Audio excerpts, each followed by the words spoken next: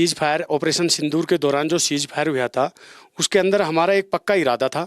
दुश्मन हमारे सामने था और हमने पहले से हमारे डिफेंसेज मजबूत कर रखे थे और हमारी ट्रेनिंग अच्छी थी। सर उस दिन हुआ क्या था, क्योंकि आप यहाँ पर मौजूद थे, यहीं से जो है कहीं ना कहीं दुश्मन जो है पूरी तरह से तबाह हुआ, क्या दिख रहा था यहाँ से आपको? सर जिस दिन 7 मई को रात को तकरीबन 1:30-35 पर जब सीज फायर का उल्लंघन हुआ तो सबसे पहले सीज फायर का उल्लंघन किया था पाकिस्तान ने।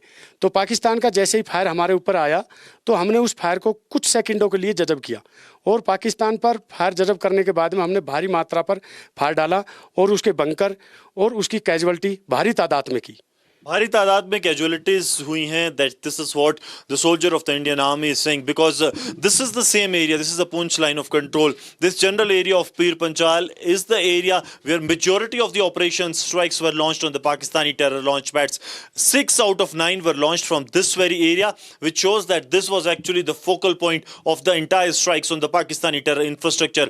But the mistake that Pakistani army did, that they retaliated back to save the terrorists, in support of the terrorists, and that is when they were given a befitting reply. And now as we speak from the line of control, the situation is that the Pakistan is on the knees abiding by the ceasefire, but the brave hearts of the Indian army, they are maintaining a full level of alertness here on the ground zero. These are the proofs of the Pakistan targeting the innocent civilians along the line of control in the Poonch sector.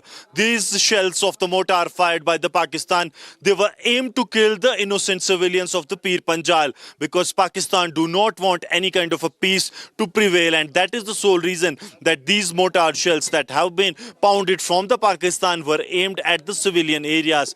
This is everything which Pakistan could do, to target the civilians, but they failed, and they failed miserably. And that was when the Indian army decided that it's the payback time for the Pakistan. And Pakistan was paid, and they were paid brutally. Pakistan was left with no other option than to surrender before the Indian side. And how they did it? By seeking for the ceasefire from the Indian side. These are the shells that have been fired from the Pakistan side. Some of them landed at the positions close to the Indian army. Some of them landed in the civilian areas. There have been large-scale civilian casualties in the Poonch district. But what was the reply that was given to the Pakistan is more important. I'll request Sarjeevan to come this way. This is the fate that Pakistan has met for their unprovoked targeting of the civilian areas and the military infrastructure. These are the 8 posts of the Pakistan side that have completely been decimated. And what has been their fate? From a normal post to into these big banks that were heard in the Pakistan post and the Pakistani flag, and now it's being decimated. This has happened to the Pakistani side. Many of the mortar shells that was sent from the Pakistan didn't even exploded. These are the 12 mortar shells that have been fired by Pakistan during Operation Sindoor.